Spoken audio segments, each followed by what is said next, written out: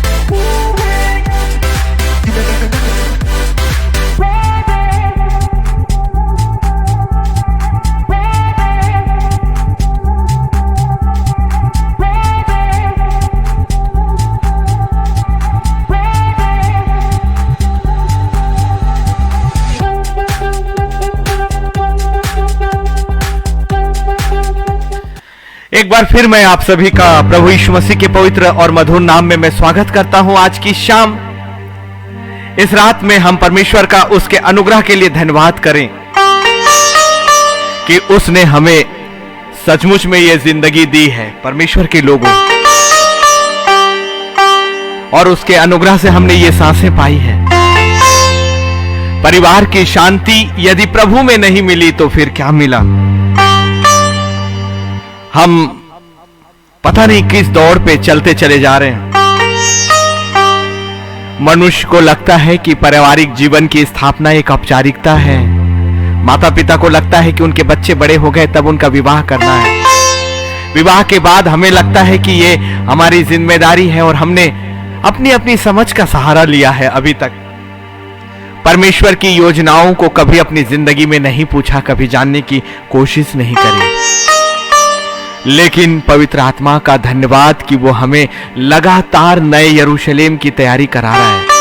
और एक परिवार एक संसार में पति पत्नी और बच्चों से बनकर मिलकर नहीं बनता। एक परिवार एक बड़ी ताकत है साहित्य साम्राज्य में, जो आत्मिक साम्राज्य है वहां पर। और परमेश्वर एक परिवार को एक अलग स्वरूप में देखता है, और एक परिवार का जो स्थान पवित्र वेदी के सामने है वो स्थान और किसी को नहीं। परमेश्वर ने सबसे ज्यादा सहभागिता पसंद करी है पति और पत्नी की, जो उसके सामने आते थे। उसका स्वभाव कभी नहीं बदला। वो आदम के पास आता और आदम और हवा के साथ एक दूसरे को देखकर और परमेश्वर बहुत खुश होता था, क्योंकि उसने अपने स्वरूप और समानता के प्राणियों को अपनी नजरों में देखा। और इसलिए वो स्वर्गीय सिंहासन को छोड़कर अदन की वाटिका में अपनी संतानों से मिलने आता था और उन्हें पुकारता था, आदम आदम आदम तू कहां है। हमने सौदा कर लिया परमेश्वर की सहभागिता का। परमेश्वर का हम धन्यवाद करें कि परिवार की शांति के विषय में आज पवित्र आत्मा हमें लेकर जाने वाला है। लेकिन उससे पहले हम एक आराधना में जाएंगे, और यह आराधना मैंने पहले भी करी है, लेकिन आत्मा के साथ आज हम चलेंगे। पवित्र पवित्र पवित्र परमेश्वर, वास्तविक शांति तो आपके में है प्रभु, आपकी संगति में है, आपके अनुग्रह में है। विश्वास के साथ आपके पवित्र वेदी में आते हैं। हमें कबूल करें। आप जो कहेंगे हम वही कहेंगे, यीशु के नाम पर। आमीन आमीन आमीन आमीन।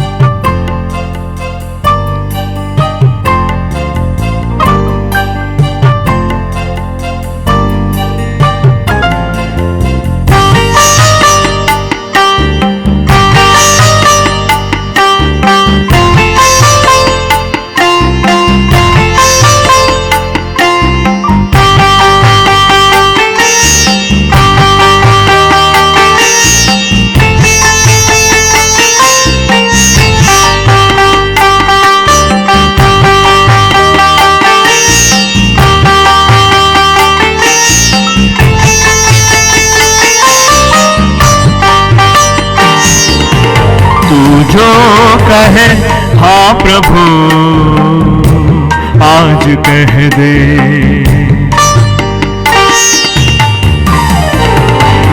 जो कहे हाँ प्रभु आज कह दे। मेरे कान सुने तेरा हर वचन, मेरे कान सुने तेरा हर वचन आज कह दे।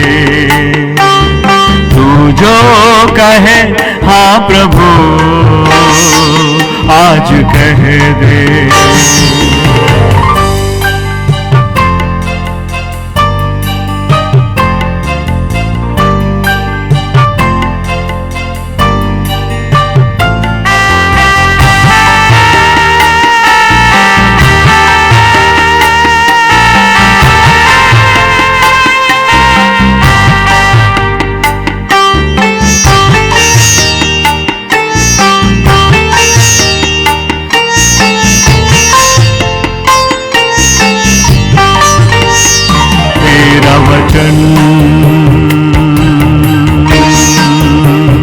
मेरा माँ तेरे हाथ मेरी ढाल, तेरा वचन मेरा माँ तेरे हाथ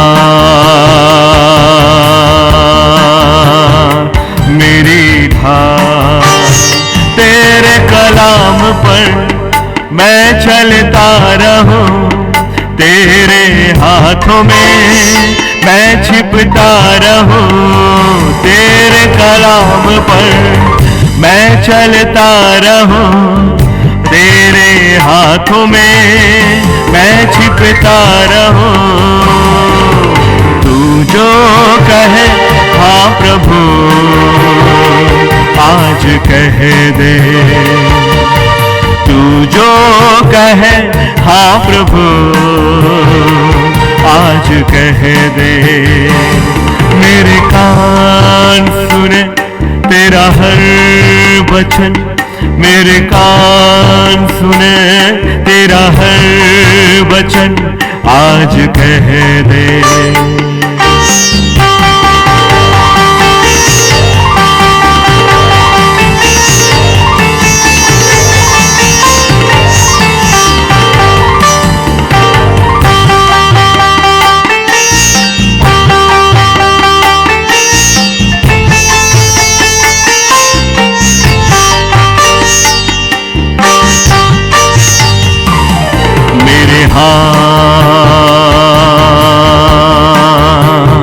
अब तू था मेरे पाँव, अब तू चला मेरे हाथ, अब तू था मेरे पाँव, अब तू संभाल अपनी बाहों में भर कर। तू मुझे अपनी पनाह में तू रखता चले, अपनी बाहों में भर कर। तू मुझे अपनी पनाह में तू रखता चले। तू जो कहे हाँ प्रभु आज कह दे। ऐ खुदा तेरी आवाज को सुनता चलूं मैं, तेरा वचन ही मेरा रास्ता। तेरे हाथ मुझको थाम ले। ऐ खुदा तू ही रास्ता,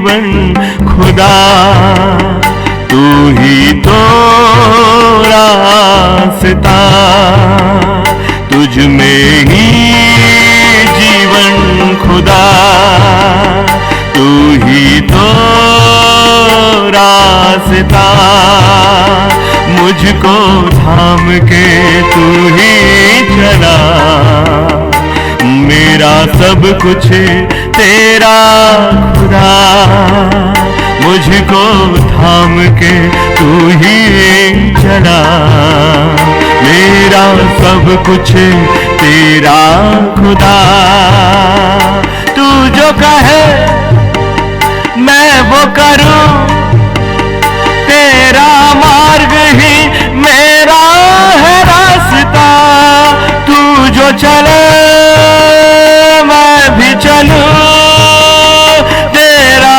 रास्ता ही मेरा रास्ता।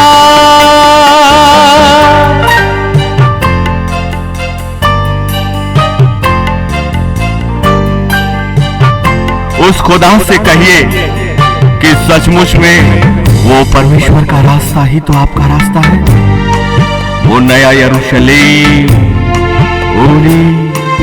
वो पवित्र और पवित्र स्थान जिसकी कल्पना कभी आपने अपनी आंखों से नहीं की होगी, जहां के वैभव के बराबर इस संसार में कोई भी स्थान कभी भी नहीं है खुदा के लोगों।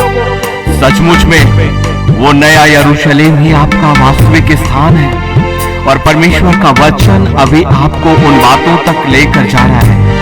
एक दिन लोगों ने सच में कबूल नहीं किया था कि ये बातें कभी नहीं होंगी, कभी नहीं होंगी, लेकिन पानी तो बरसा और समस्त पृथ्वी को जिसने डुबा दिया।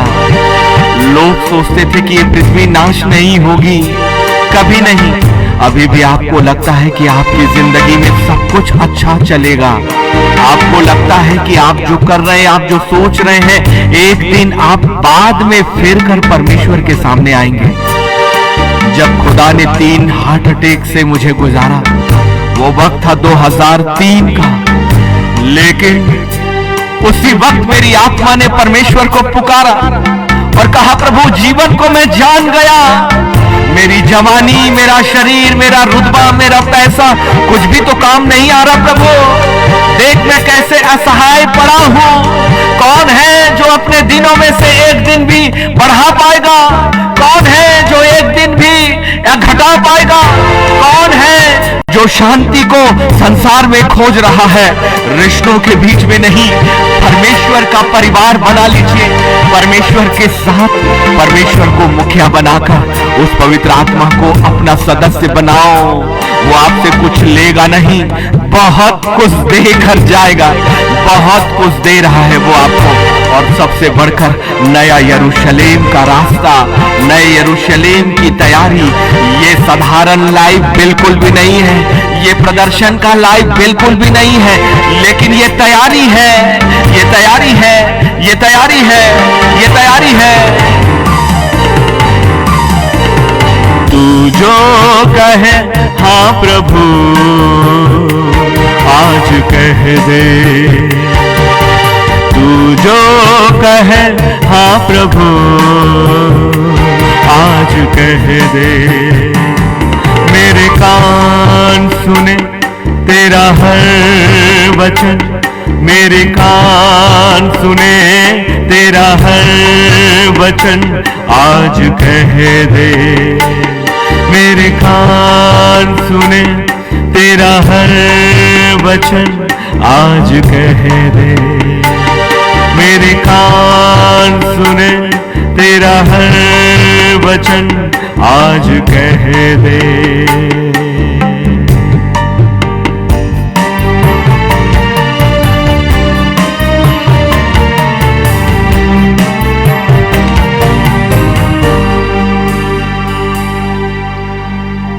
परमेश्वर की अद्भुत कल्पनाओं की पहली संस्था, परमेश्वर की पहली सोच, एक परिवार, एक परिवार, एक परिवार।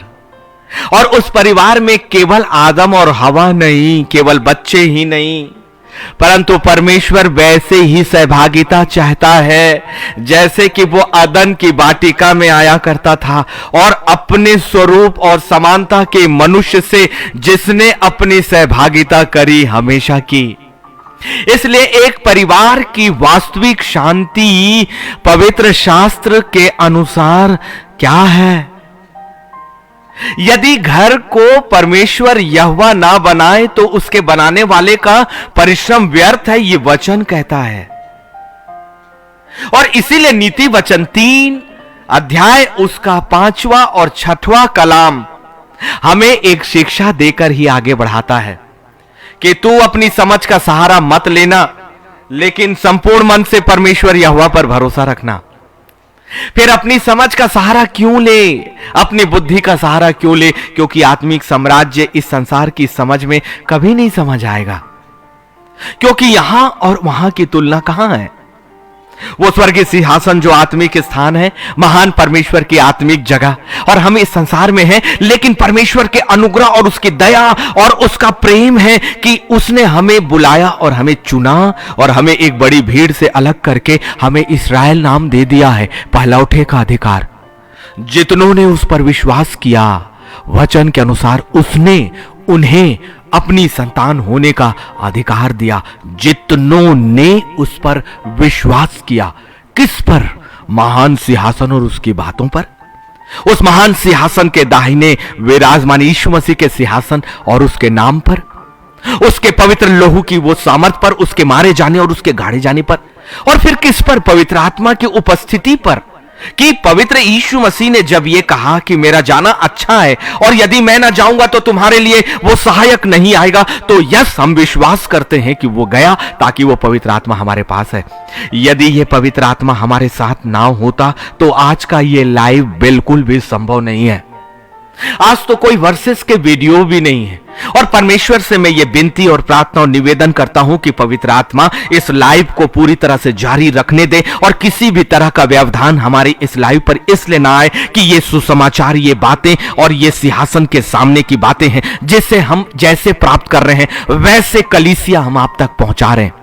और ये एक मध्यस्थता है, एक मध्यस्थता है। ये पेज में एक साधारण एंटरटेनमेंट की चीज नहीं है, ये हमारा प्रदर्शन नहीं है, ये मेरा लाइव नहीं है, ये मेरी बातें नहीं है, ये परमेश्वर की वो आज्ञा है जो एक अगुवे को मिलती है। हर एक अगुवा के लिए एक भूमि है, हर एक अगुवा के लिए एक टारगेट है, हर एक अगुवा का अपनी जिंदगी के लिए एक विषय है जो परमेश्वर ने निर्धारित किया कि उसको वो किस समय, किस जगह पर, किस तरह के लोगों के लिए वो कैसे इस्तेमाल करे। ये बातें कई वर्षों के बाद मुझे समझ आई, वरना मैंने हमेशा सेवकाई को भी अपनी समझ में लिया, अपनी समझ में किया। लेकिन एक दिन जब पवित्र आत्मा पूरी तरह से हमें कायल करता है और फिर जब पवित्र आत्मा अपना नियंत्रण लेता है तो सारी बातें वो आपकी जिंदगी की खुद तय करेगा, खुद तय करेगा, खुद तय करेगा। यकीन मानिए, इस्राएलिये भी केवल 3 और 4 दिन के रास्तों के हिसाब से निकले थे। उनके पास केवल एक वक्त का भोजन था और उनके पास कोई हथियार नहीं थे, कोई योग्यता नहीं थे। 430 वर्षों तक गुलामी और गुलामी में रहकर उन्हें मिस्रियों की गुलामी की आदत सी हो गई थी। उस जगह के खाने की जो उन्हें रूखा सूखा मिलता था उसकी आदत सी उन्हें हो गई थी। शरीर पर कोड़े खाने, डांट खाने, गालियां खाने की उन्हें आदत सी हो गई थी। और एक पीढ़ी को नहीं, बहुत पीढ़ियों से ये चला आ रहा था। लेकिन क्या हुआ? परमेश्वर की योजनाएं जो 430 वर्षों तक सामने नहीं आई, एक ही रात में सामने आई। इतनी तेजी से, बरबस से परमेश्वर ने उन मिस्रियों के हाथों से उन्हें आजाद किया कि कहा कि अपने अंगरखों को पहन कर रखना, अपने हाथों में लाठियों को तैयार रखना, अपनी कमरबंद बांध कर रखना और अपनी जूतियां पहन कर रखना। सोचिए तो, 430 वर्षों में सब कुछ शांत सा था। 430 वर्षों तक कहीं परमेश्वर की आवाज भी सुनाई नहीं दी। लेकिन एक दिन परमेश्वर उस स्थान पर जो निर्गमन 3 पर है, उस पहाड़ी पर अपने दास मूसा के सामने, जो उसका चुनाव था, जिसे उसने अगवा बनाकर चुना, और अब वो परमेश्वर की योजनाएं, कहीं ऐसा तो नहीं, आप जानते ना कि परमेश्वर का वचन क्या कहता है? तुम्हारी सोच और मेरी सोच में तुम्हारी गति और मेरी गति में जमीन और आसमान का अंतर है, कोई तुलना नहीं, कदापि नहीं। और फिर एक बात और है भजन संहिता में, सुंदर सी बात, कि तेरे आंगनों का एक दिन मेरे लिए 1000 वर्षों से कहीं अधिक उत्तम है। वाओ! एक राजा जो वैभव में रहता है, एक राजा जो महलों में रहता है, एक राजा जो अच्छा अच्छा भोजन खाता है, अपने पवित्र परमेश्वर की वेदी के आंगनों में आकर आता है। आंगनों में जहां बाहर का स्थान है, उस स्थान को वो बेहतर बताता है। क्यों? क्योंकि जो परमेश्वर है वो बेहतर परमेश्वर है, जो परमेश्वर है वो भला परमेश्वर है, और उस परमेश्वर के लिए कोई बातें आपकी जिंदगी के लिए असंभव बिल्कुल भी नहीं है। वास्तविक शांति सच में, वास्तविक परिवार सच में, वास्तविक जगह सच में परमेश्वर की वेदी जलाए बगैर कभी नहीं है। यदि आप सच में अपने परिवार में शांति चाहते हैं, अपने बच्चों की जिंदगी में शांति चाहते हैं, अपनी वास्तविक जिंदगी में शांति और सुकून चाहते हैं, तो तुम्हें कुलुस्सियों 3 और 15 के अनुसार पवित्र आत्मा की बातों को हमें मानना होगा भाई। कुलुस्सियों 3 और 15, मसीह की शांति। देखिए, संसार की शांति नहीं। यीशु मसीह ने एक बड़े रहस्य की बात करी थी, बड़े साधारण तरीके से, और हम भी उसे बहुत साधारण तरीके से ले लेते हैं, लेकिन यह असाधारण है। एक अधिकार विश्वासी का, एक अधिकार उस घर के मुखिया का जिसने उस घर पर पवित्र परमेश्वर को आमंत्रित करके रखा है। जिस घर को यहोवा ना बनाए तो उसके बनाने वाले का परिश्रम व्यर्थ है, सच में। और जो वचन परमेश्वर यहोवा के मुख से निकला है उसका एक एक शब्द ताया हुआ है।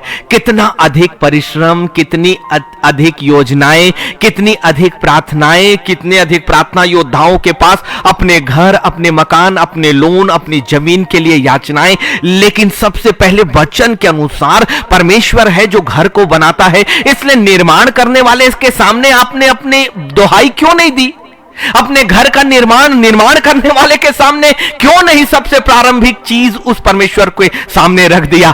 तो फिर बाकी सारी चीजें अपने आप हो जाती। यही तो कमी थी कि वचन के अनुसार जिस घर को, जिस परिवार को यहोवा ना बनाए तो उसके बनाने वाले का परिश्रम व्यर्थ है, और वचन कभी खाली नहीं जाएगा। तो फिर व्यर्थ से होकर जो परिश्रम का संपूर्ण प्रतिफल कौन से परिवार में होगा? जिस परिवार को परमेश्वर बनाता है, जिस परिवार के साथ परमेश्वर एक सदस्य के रूप में रखता है। पता आपको, वो आत्मिक साम्राज्य का आत्मिक परमेश्वर है। वो ऐसे आंखों से नहीं दिखाई देता, लेकिन जब आपकी आत्मा जब प्रबल होगी, जब पवित्र परमेश्वर से जुड़ने की आप आदी हो जाओगे, जब पवित्र परमेश्वर के साथ रहने की आपको आदत सी हो जाएगी, फिर वो आदम के समान आपको आवाज देगा ना, जब आलोक तू कहां है मेरे बेटे, मेरे बच्चे, मैं तुझसे बातें करना चाहता हूं, मेरा बेटा तू कहां है। सच में ऐसी ही आवाज आती है। और फिर उससे आनंद से बढ़कर कुछ नहीं, जब मैं अपने पवित्र परमेश्वर के उस वेदी के स्थान में, अर्थात जिस जगह से अभी मैं लाइव कर रहा हूं, इस कमरे पर मैं भाग कर आता हूं और अपने परमेश्वर के सिंहासन के सामने झुकता हूं। खुदावन, तूने मुझे पुकारा, मेरा नाम लिया प्रभु। इस समस्त पृथ्वी में, इतनी बड़ी पृथ्वी में, इस वक्त परमेश्वर तू मुझसे बातें करना चाहता। मेरे अपनों की नजरों में मेरी कीमत नहीं, लेकिन महान सृष्टि करता तूने मुझे बुलाया प्रभु। कह पिता, कह, मेरे घर में तेरा स्वागत है। किस जगह मैं तुझे बैठाऊं? मेरा सोफा तेरे सिंहासन के सामने तो कुछ भी नहीं। मेरे जमीन का जो फ्लोर है ना प्रभु, जिस जगह पर हम बैठे हैं, वो तेरे चरणों के नीचे के एक कण के बराबर भी नहीं। मेरे कमरे की रोशनी तेरे चेहरे की रोशनी के बराबर नहीं खुदा, लेकिन मेरा दिल, ये परिवार तूने चुन लिया कि तू हमें नाम लेकर बुलाता है। यदि ये सहभागिता नहीं तो कुछ भी नहीं है। यदि परमेश्वर आपका नाम लेकर आपके घरों पे ना आए तो आत्मिक जिंदगी अभी भी नहीं है, बहुत दूर है, बहुत दूर है और बहुत दूर है।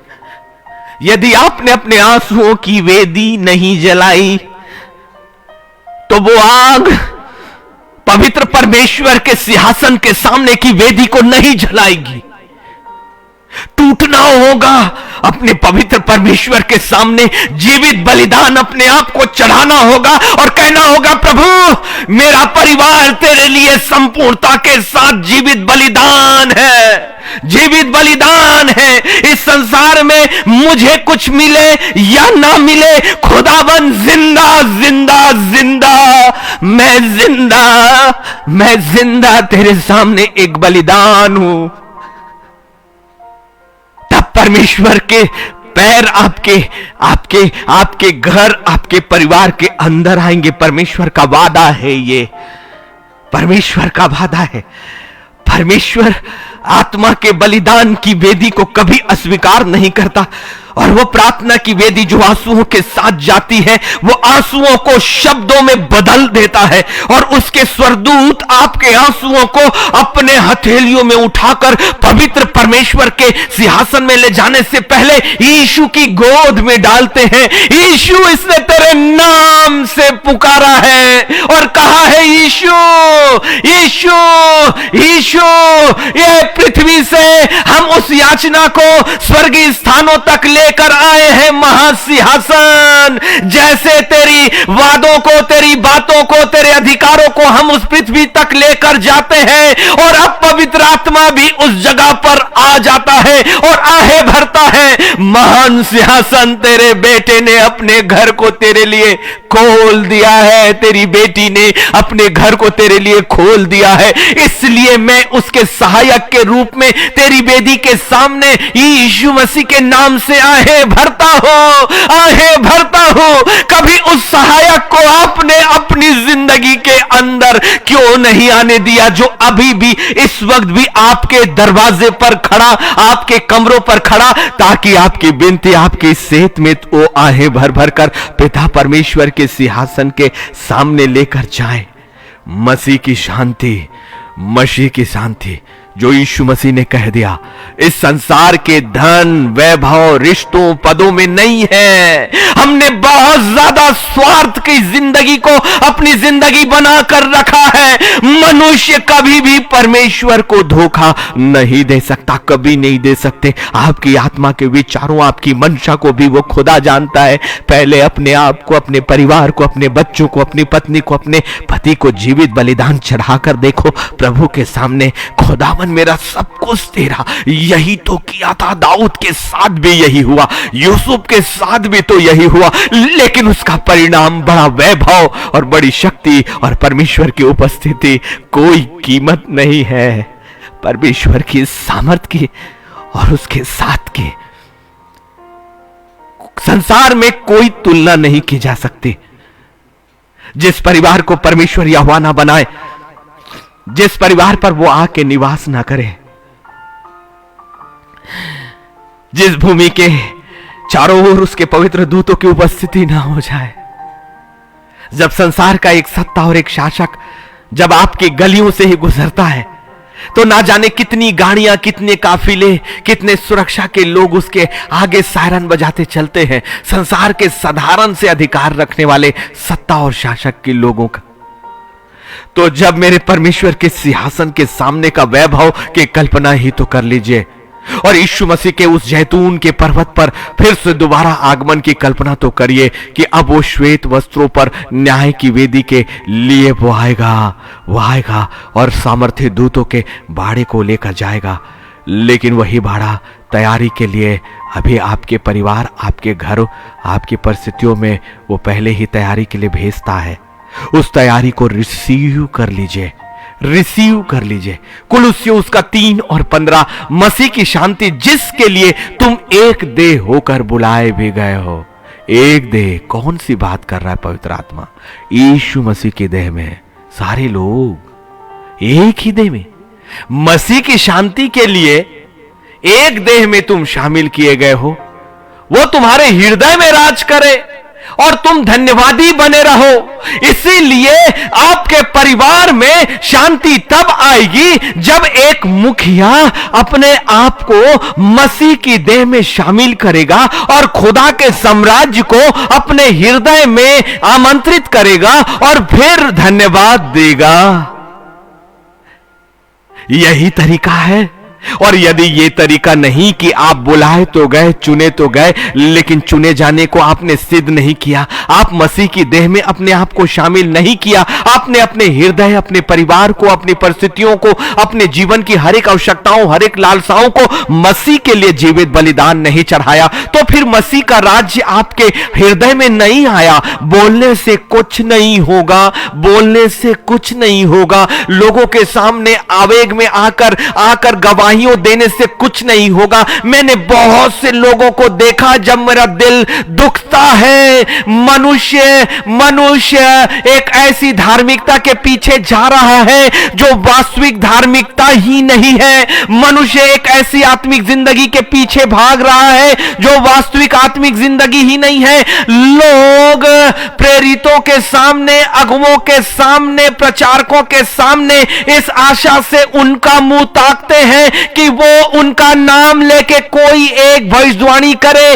और यदि कोई बातों को लेकर भविष्यवाणी होती है, यदि कोई भविष्यवक्ता ये कहता है, कोई प्रचारक ये कहता है कि ये नाम तेरा है और खुदावन तुम्हें इस जगह के लिए चुनता है, ए नाम ये तुम्हारा है, ए फलाना और ए ढकाना, ये तुम्हारे लिए परमेश्वर ने एक घर को रखा है, तुम्हारे लिए एक विवाह को रखा है, और लोग उसकी वीडियोस को ना जाने कितनी जगह परिवारों में, रिश्तेदारों मुझसे कहते हैं कि हमारे लिए प्रोफेसी हुई है। कौन सी प्रोफेसी?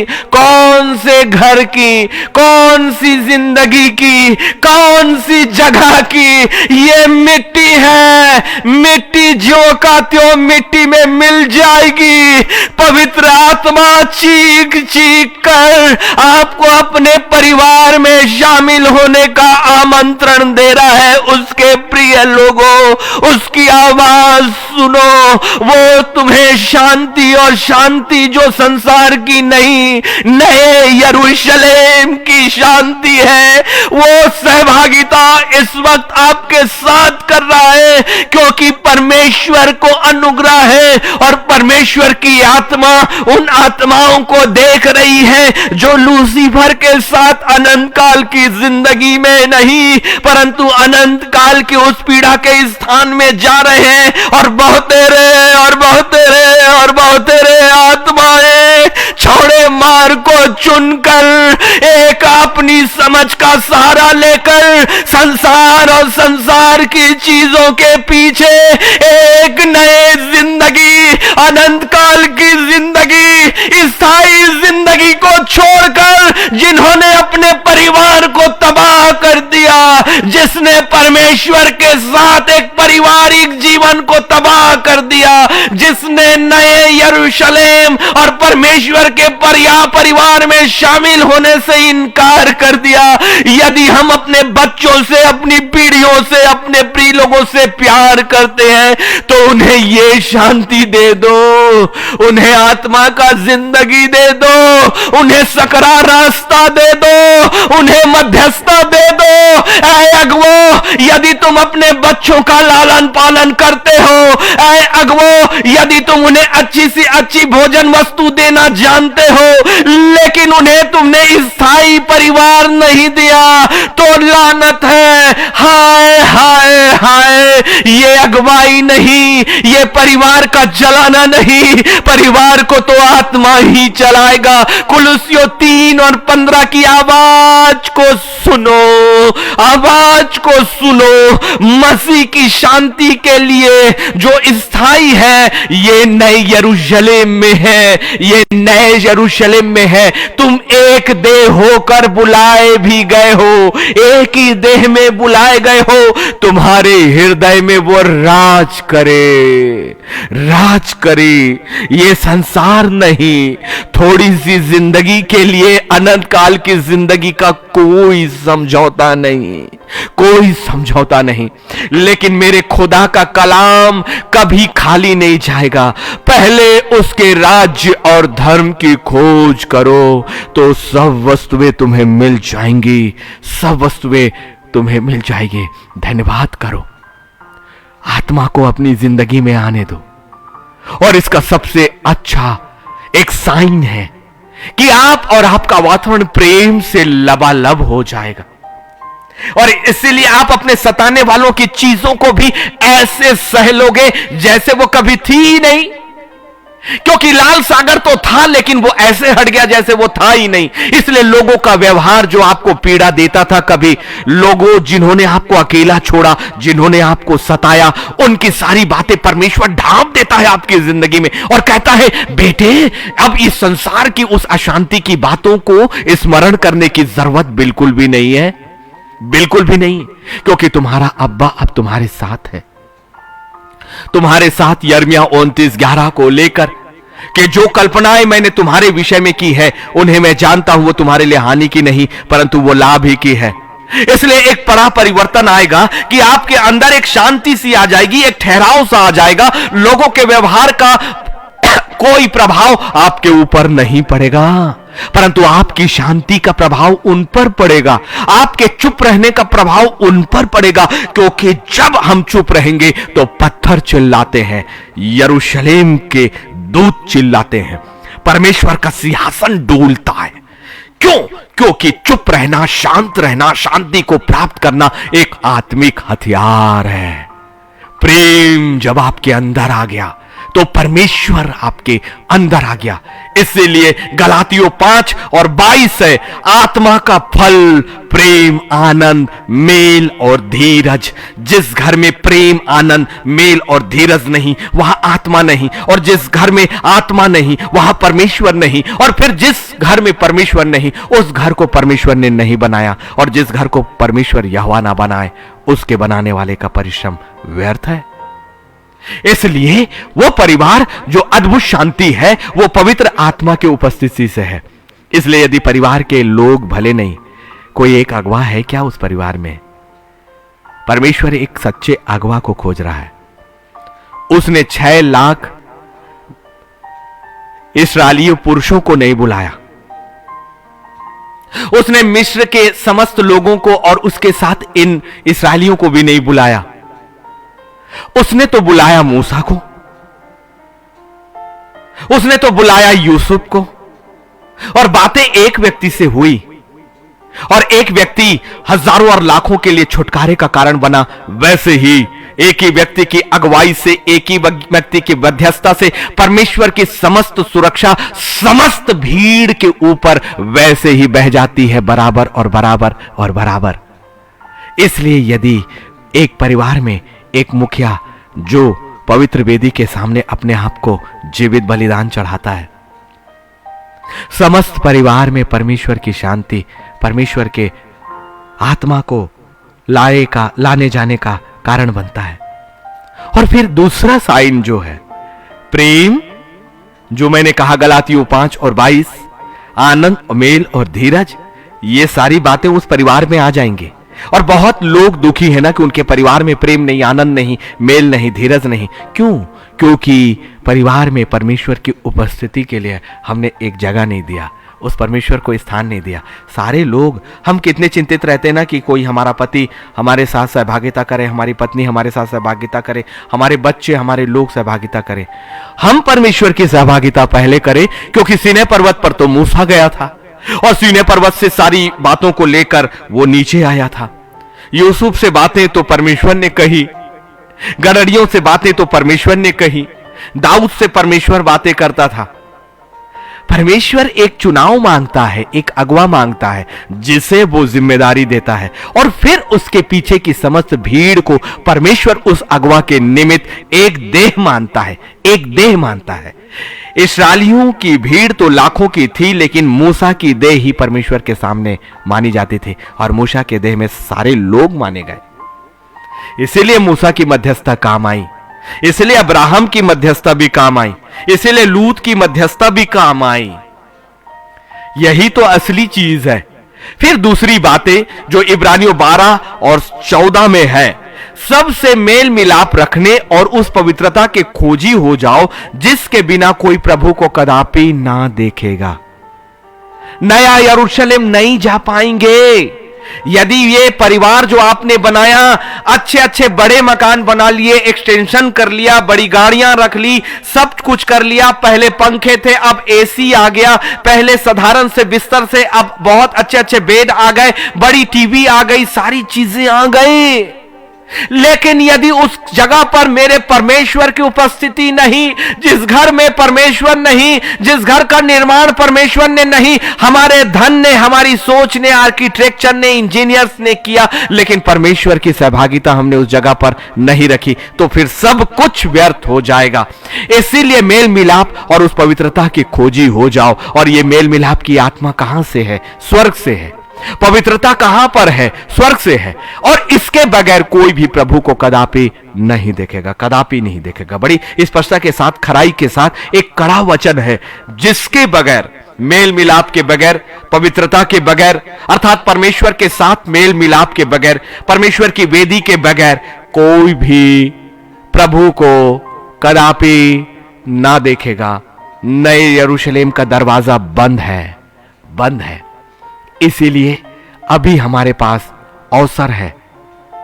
यदि आपको अपने परिवार की चिंता है और आपको लगता है कि अभी मैं इन चिंताओं के और इन समस्याओं को पूरा कर लूं, फिर मैं परमेश्वर के समीप जाऊंगा, लेकिन खुदा तो पहले आपसे उल्टे बात कर रहा है। कई लोग कहते हैं कि अभी मैं व्यस्त हूं और किसी चीज के लिए मैं व्यस्त हूं, इसलिए परमेश्वर की सहभागिता मैंने नहीं करी।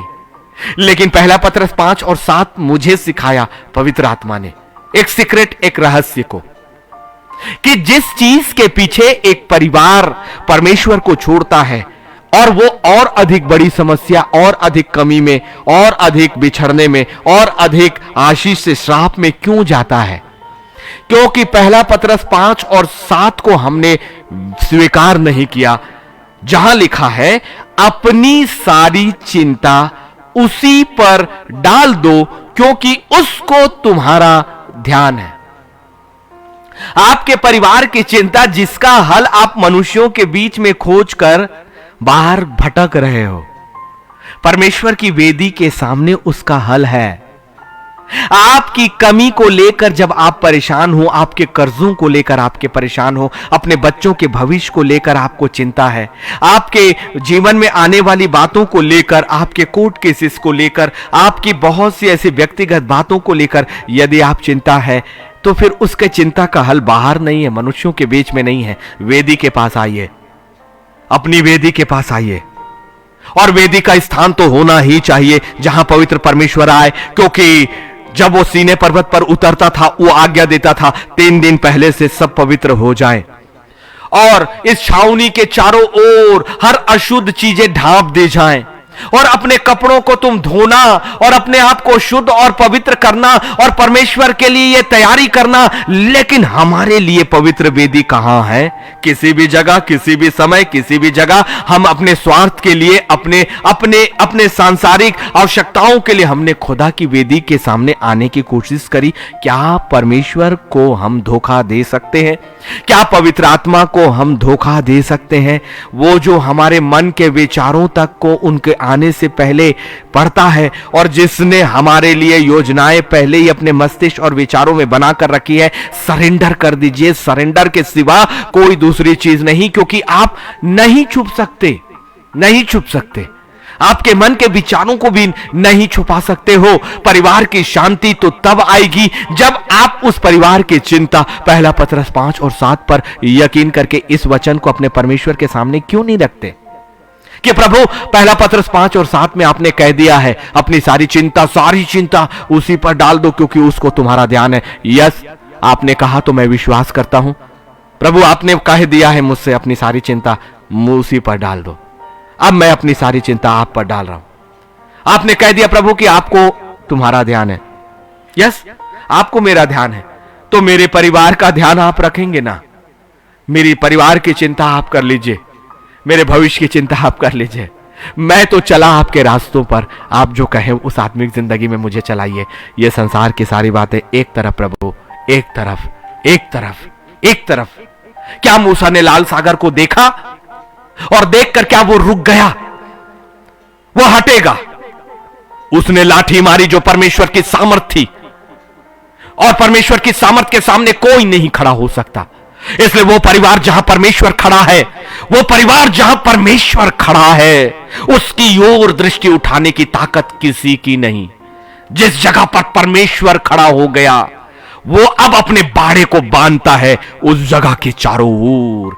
यही है रहस्य, यही है रहस्य, यही है रहस्य। इसलिए सुरक्षा स्वर्ग से नहीं है, सुरक्षा आपके परिवार में पवित्र परमेश्वर की उपस्थिति से है। क्योंकि खुद उस जगह को जो परमेश्वर का वादा है, उस वादे को, उसके हर एक प्रॉमिस को परमेश्वर के सामने रखकर उसी खुदा से उसके वचन की सामर्थ को छीन लीजिए, छीन लीजिए। You have the authority. आपके पास यह अधिकार दिया है उसी ने दिया है, उसी ने दिया है, इसी ने दिया है, क्योंकि संसार पर विजय उसने जीत लिया है। यूहन्ना 16 और 33 को लीजिए। मैं ये बातें तुमसे इसलिए कहता हूं कि तुम्हें मुझ में शांति मिले।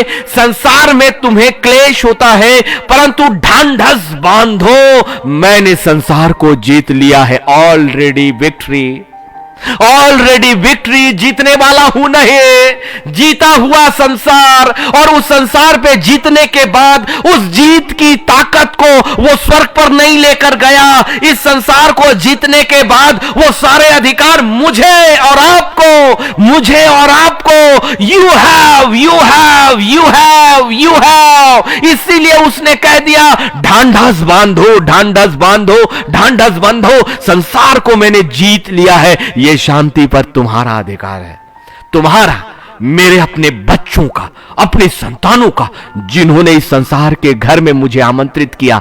फिर एक दिन मैं उन्हें अपने घर आमंत्रित करूंगा।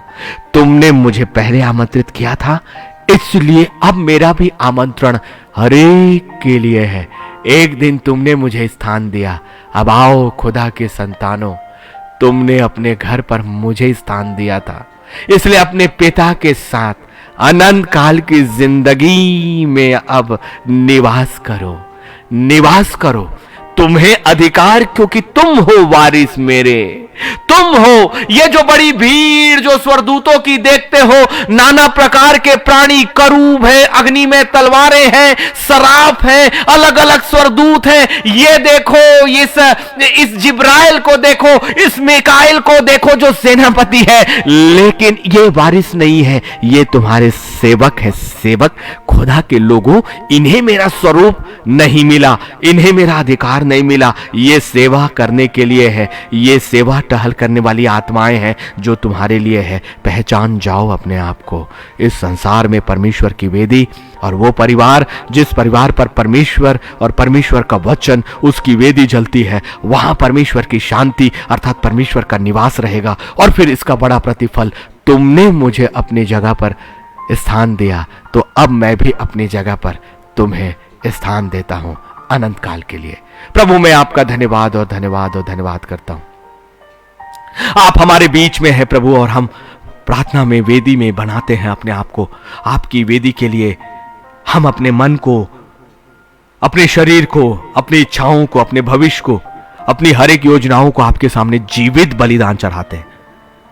ये भस्म हो जाए प्रभु, आपकी पवित्र वेदी की आग हमें शरीर में पूरी तरह से भस्म कर दे, क्योंकि जब ये भस्म होगी तो इसकी सुगंध तेरे पवित्र वेदी के सामने सुनाई देगी। सूंघेगा प्रभु तू अपने नाकों से, और तुझे ये बहुत आयत से एक सुगंधायक सुगंध सी महसूस होगी कि जब हमारी याचनाओं को तू अपने नाकों में महसूस करेगा, और तब तेरी आंखें खुल जाएंगी और तू हमें टकटकी लगाकर देखेगा कि कौन सी स्थान की वेदी जलकर उसने मेरी वेदी को महिमा दे दिया, विश्वास दे दिया और कबूल कर लिया। और किसने चिल्लाया कि प्रभु मेरा दरवाजा तेरे लिए खुल गया, मेरे परिवार का दरवाजा तेरे लिए खुल गया, मेरी जिंदगी और मेरे बच्चों की जिंदगी, मेरे साथ जितने रहते हैं उनकी जिंदगी भी खोल। मध्यस्थता कभी खाली नहीं जाएगी खुदा के लोगों, सच में खाली नहीं जाएगी।